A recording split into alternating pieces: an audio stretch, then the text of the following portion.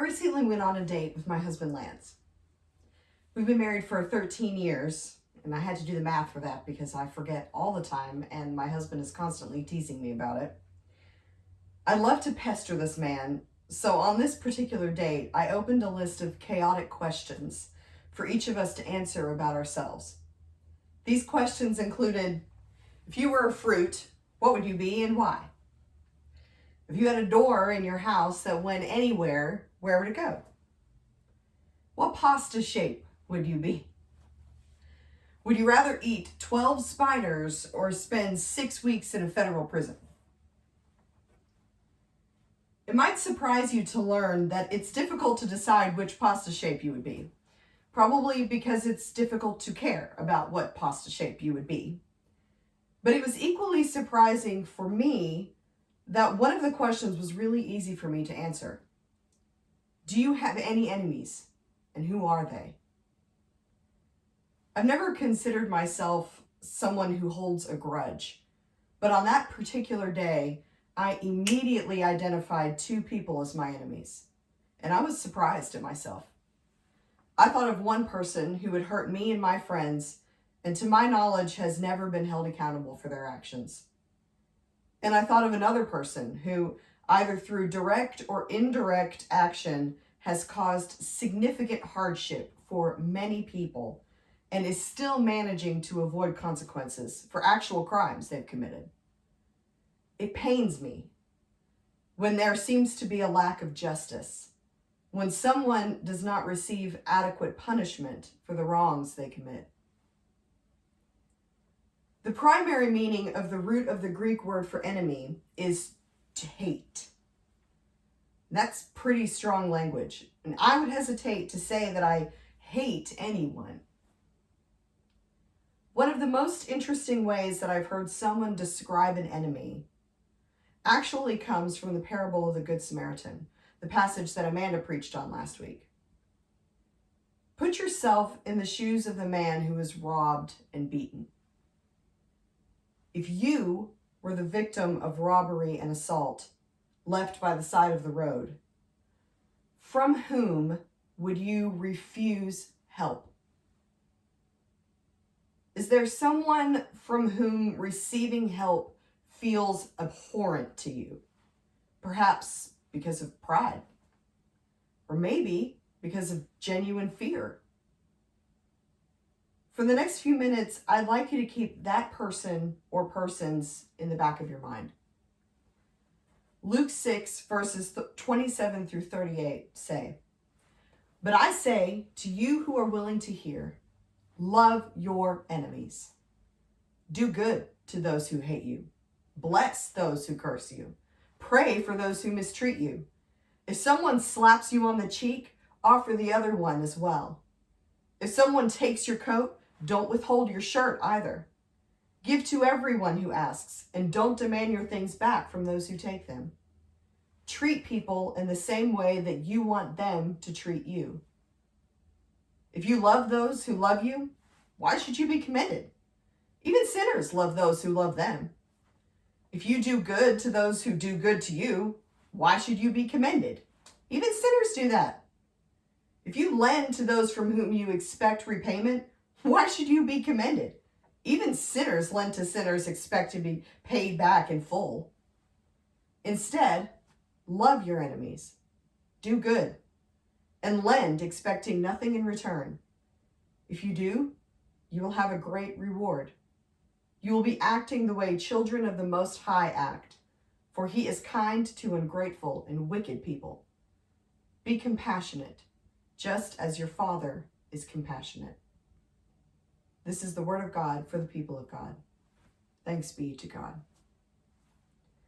Now I say to those who are willing to hear that you might have noticed the repetition of a certain phrase in this text. Love your enemies. It's found twice, once at the beginning and then again in verse 35. And the reason for that is simple. It's the most important phrase of the whole passage. Everything else that Luke says here points back to those 3 words. Love your enemies. That's not to say that everything else he says is unimportant, because actually, Luke is fleshing out what loving one's enemy might look like in real time. These verses are part of the Sermon on the Plain, or as it's called in Matthew's Gospel, the Sermon on the Mount.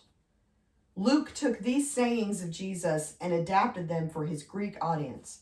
So if you've read similar words from Jesus in Matthew, you might notice that Luke has moved things around a little.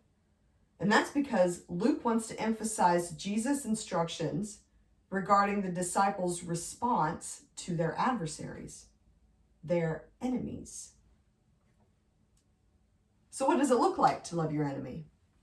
Luke says it looks like doing good to those who hate you, blessing those who curse you, praying for those who mistreat you. And then further applications, offering your left cheek when someone has slapped your right. In Luke's context, that describes the experience of being viciously insulted, but refusing to retaliate. He commends excessive generosity, giving all of your clothes when only your coat was taken, and not asking for the return of your stolen goods. It's actually a relief to me that Jesus does not say anything about what it looks like to like my enemy. Loving my enemy has little to do with my feelings, actually. Loving my enemy is an action. It is something that I do. And all of these actions are addressed to a group. That you in verse 27 is plural. So these are not only individual acts, but collective. What does it look like for us to love our enemies? The practical applications that Jesus provides sound like the very opposite of what I would want to do if I were hated, cursed, or mistreated. They sound passive and resigned. But actually, Jesus advocated for something very subversive here. When Jesus tells us to pray for our enemies and turn our cheeks, he's advocating for a subversive, nonviolent retaliation that breaks the cycle of reciprocity.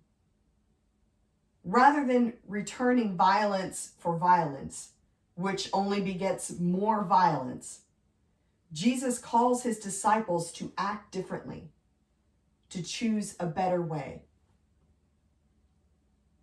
I think it's important for me to point out that Jesus is not calling his disciples to allow abuse to continue. Praying for an abuser is not the only action one can take. No matter what anyone has ever told you, even from a pulpit, Jesus does not want you to remain in an abusive relationship. You can show love by seeking help for yourself. Full stop. When I read these verses, I feel overwhelmed by the difficulty of what Jesus is asking. Love your enemies. I want you to recall that person who came to mind earlier. That person who, if they offer you an umbrella, you'd rather risk the monsoon. I led a study a few years ago centered around a book by Will Willimon called Fear of the Other, No Fear in Love. At the start of the study, as a group, we listed the people who we considered to be others, with a capital O. The list included terrorists, pedophiles, rapists. Some included persons who had assaulted or otherwise harmed them. These were our enemies, the people that Jesus calls us to love. In Willimon's book, he describes the love that Jesus calls us to as nothing short of an embrace. He says, even reconciliation is not as strong as embrace. In an embrace, the arms open, expressing a desire for a changed relation to the other, openness and vulnerability.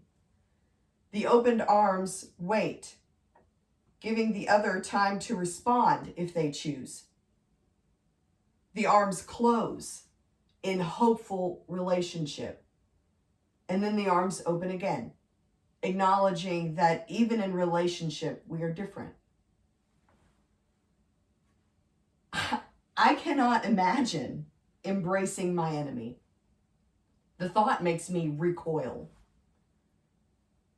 If you are feeling the same way, if loving your enemies is as hard for you as it is for me, Jesus offers hope.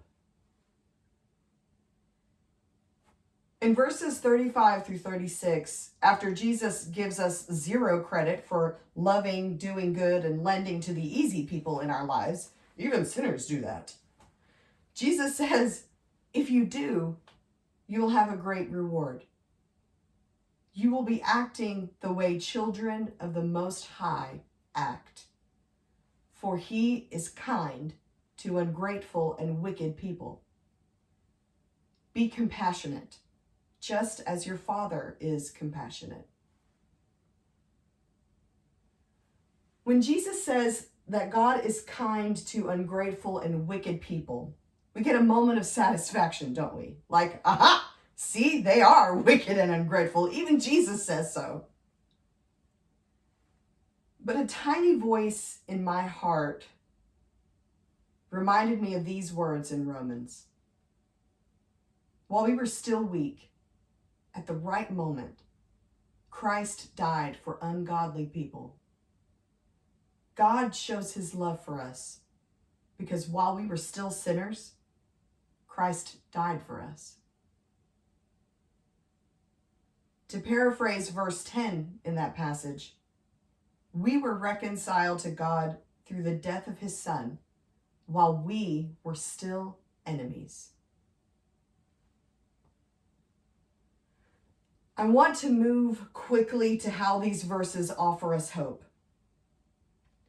But I want you to take a moment to let that sink in. Jesus may have been describing all of those other people as wicked and ungrateful, but he could have just as easily been describing you and I. We were once God's enemies. We are the other. And lest any one of us come out unscathed, we are the other to someone else. Our privilege obscures the fact that it is very likely you and I are on someone's list of enemies.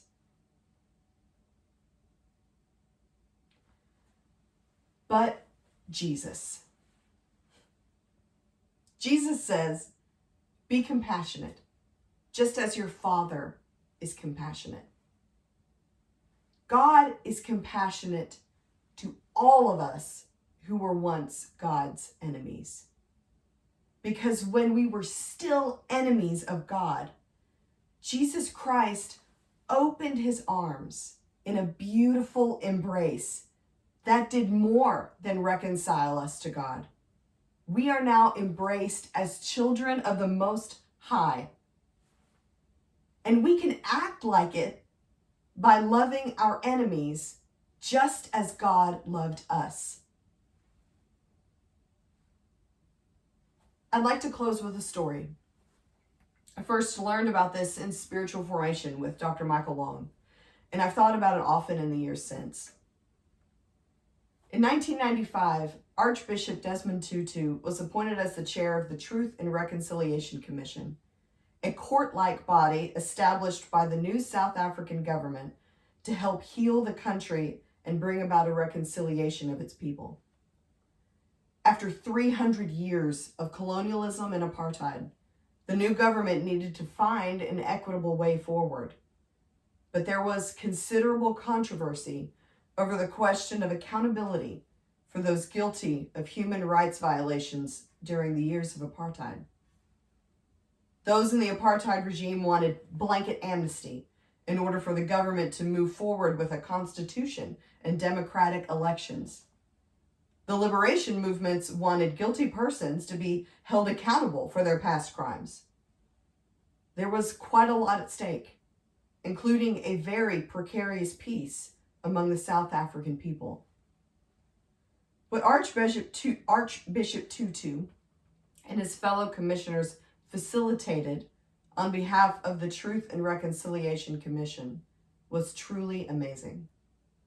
They focused on the victims, receiving more than 22,000 statements in hearing public testimony from those who suffered at the hands of both the apartheid state and the liberation movements.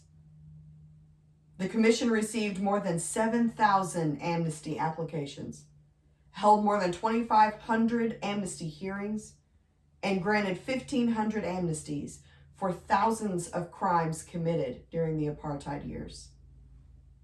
Through radical transparency, the TRC gave voice to thousands of victims and forced those who committed crimes to take responsibility in order to apply for amnesty.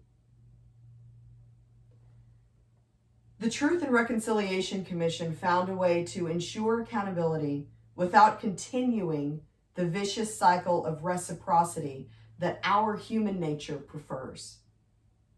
They acted in love and sought justice while still being merciful. May we too live into the calling that Jesus gives and act as children of God who have also received mercy. Amen.